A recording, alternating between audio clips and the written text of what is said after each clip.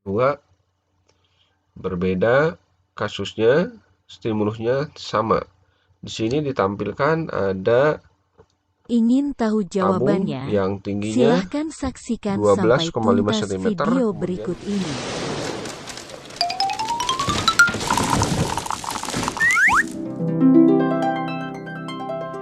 Oke, Assalamualaikum warahmatullahi wabarakatuh. Jumpa lagi di Kupas Tuntas soal simulasi AKM untuk jenjang SMP.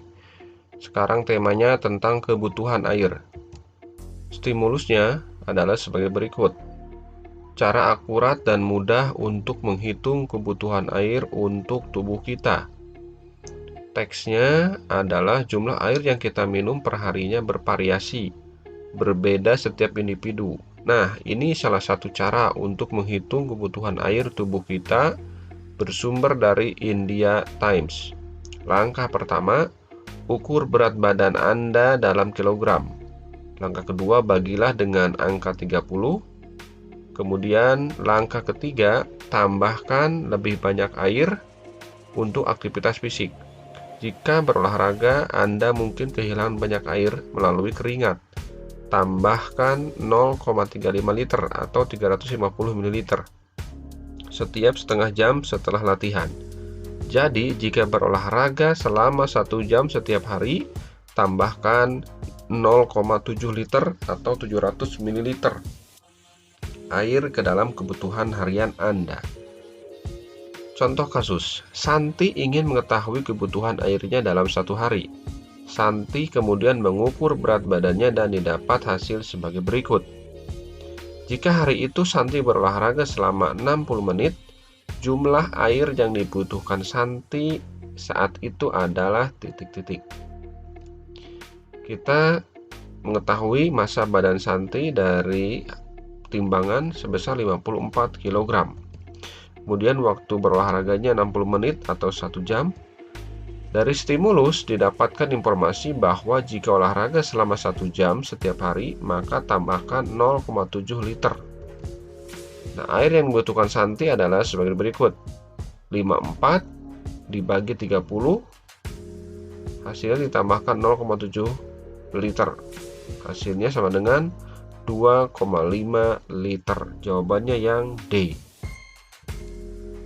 Nomor 2, berbeda kasusnya, stimulusnya sama.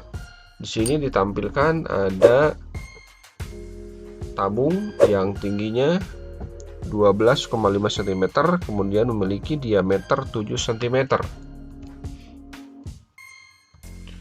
dengan pi 3,14 dan jari-jarinya 3,5 cm.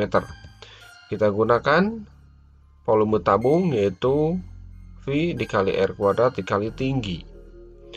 Nah, soalnya adalah perhatikan dua pola minum berikut. Dari dua pola minum di atas, manakah pola minum yang dapat dilakukan Budi untuk memenuhi kebutuhan airnya?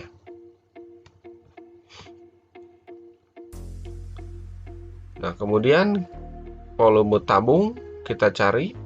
Untuk yang di sini pola tabungnya ada yang diisi airnya setinggi 0,8 kali tingginya, kemudian ada yang diisi dengan airnya 0,4 kali tingginya. Nah, ini adalah cara mencari volume tabung yang tingginya 0,8 dari ketinggian. Hasilnya adalah 384,65 cm3 atau 384,65 ml. Nah, kemudian yang volume tabungnya yang 0,4, hasilnya adalah sebagai berikut. Yang 2 gelas berarti 384,5 kali 2 769,3 ml. Kalau 3 gelas ya 1153,95 ml. Nah, ini yang 2 gelas 769,3 ml.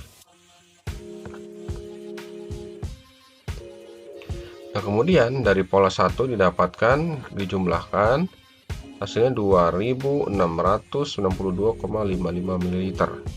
Sedangkan sekarang kita cari yang pola kedua. Pola kedua kita cari yang pola kedua ada yang 0,4 ketinggiannya dan 0,8 ketinggiannya. Dijumlahkan 576,975 ml. Yang siangnya 1346,275 ml, malamnya 576,975 ml. Dijumlahkan yang pola 2 2500,225 ml. Nah, pola yang mendekati dengan kebutuhan air Budi yaitu 2695 ml adalah yang pola pertama. Soal selanjutnya. Cara akurat dan mudah untuk menghitung kebutuhan air untuk tubuh kita. Langsung kepada kasus soal. Apakah slogan di bawah ini cocok untuk Banu yang setiap hari berolahraga selama 30 menit? Memiliki berat badan 48 kg dan volume air yang dituangkan ke dalam gelas rata-ratanya 250 ml. Masih sama, kita gunakan masa Banu adalah 48 kg. Waktu olahraganya Banu 30 menit atau setengah jam. Dari stimulus didapatkan bahwa jika olahraganya hanya setengah jam, maka ditambahkan 350 ml air. Maka air yang dibutuhkan Banu adalah 48 dibagi 30 ditambah 0,35 liter. Hasilnya 1,95 liter atau 1950 ml. Nah, volume air dalam gelas sedangkan 250 ml. Maka air yang dibutuhkan Banu 1950 ml dibagi 250 ml. Hasilnya sama dengan 7,8 gelas atau sama dengan 8 gelas. Jadi cocok sekali. Slogan minumlah air 8 gelas setiap hari. Nomor selanjutnya. Stimulusnya berupa infografis dan juga teks. Volume air dalam gayu yang terisi penuh adalah titik-titik liter. Gunakan P-nya 3,14. Nah, volume tabung V kali R kuadrat dikali ketinggian. Volume tabungnya adalah 3,14 dikali jari-jarinya adalah 6 cm. Dikuadratkan dikali tingginya 13,5 cm. Hasilnya 1526,04 cm3 atau mililiter. Konversi 1526,04 ml menjadi 1,52604 liter. Jadi volume satu gayung 1,52604 liter. Soal selanjutnya pilihan ganda kompleks. Masih sama infografis. Soalnya berdasarkan info di atas, benar atau salahkah pernyataan berikut ini? Volume satu gayung 1,52604 liter. Dan infografis mandi dengan air gayung menghabiskan sekitar 15 liter. Nah, untuk satu kali mandi 15 liter dibagi 1,5 sama dengan 9,83 gayung. Jawabannya adalah benar untuk pernyataan yang pertama. Pernyataan kedua. Keran bocor 13 liter setiap hari. Kemudian satu hari sama dengan 24 jam, berarti 13 liter bagi 24 jam, 0,54 liter setiap jamnya. Berarti yang pernyataan kedua salah. Setiap 1 jam air yang terbuang karena keran bocor sama dengan volume sebuah gayung, berarti salah. Jadi volume gayung itu 1,5, ini 0,5.